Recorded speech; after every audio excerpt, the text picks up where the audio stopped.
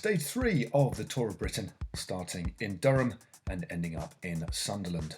3 intermediate sprints as ever along the way, and a first, second and third category climb evenly spaced throughout the 163.6 kilometre route, for looping back round to the finish on the coast there in Sunderland. Another hilly day for the riders in the Tour of Britain.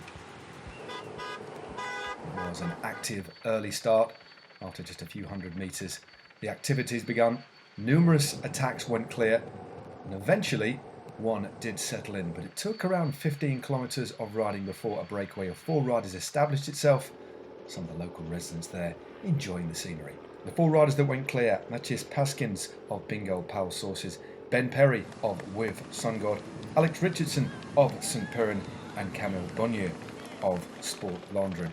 And it was indeed Bonnier who crested Chapel Fell, the first climb of the day, and it was a long one, first category affair.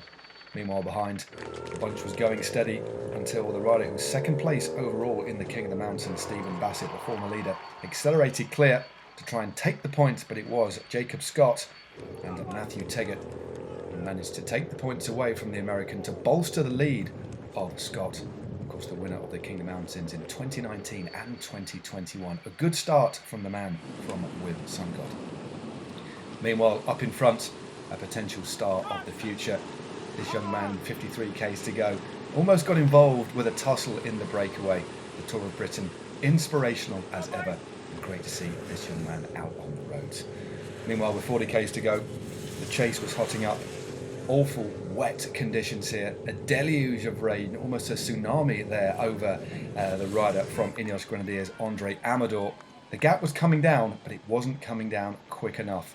And with 29 Ks to go and a tailwind finish, the advantage was firmly in the corner of our 4 breakaway riders.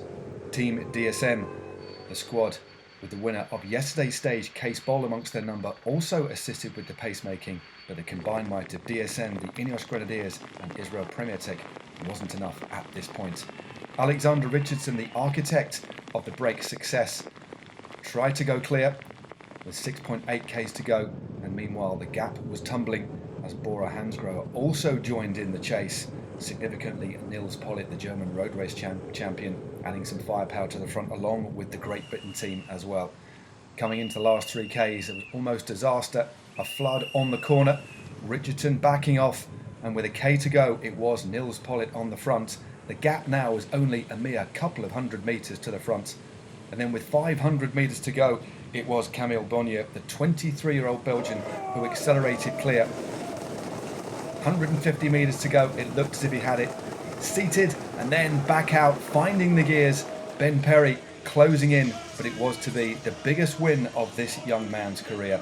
A final glance round and victory in Sunderland was his. Camille Bonnier, the winner of the stage, ahead of Perry, Richardson and then Paskins in third place. Bora Hansgrohe, Jordi Mears led home the bunch closely behind. It was a scintillating finish and a real nail-biter of a stage. But what a win. Smiles all round for Sport Landrin and Camille Bonnier. 2 wins this year for this man, and look at the delight writ large on his face. Fortune certainly does, from time to time, favour the brave. So Bonnier takes the stage ahead of Ben Perry, Richardson in third. Then we have Paskins, Mears, Stewart, Watson, Serrano, Mayhofer and Kenneth Van Rooij. So a wonderful day on the podium for the Belgian. Taking the plaudits of the crowd, that'll be a win that stays with him for a long, long time. But the overall general classification still remains the same. Corbin Strong ahead of Perry, Paskins, Stewart, Freile, Johannesson, Serrano, Pidcock and Van Rooij. So moving ahead to stage 4, starting in Redcar and finishing in Duncan Park in Helmsley. Nearly 2,700 metres of elevation on this stage through Yorkshire, finishing in Duncan Park. There should be a big shake-up, certainly should be an exciting stage.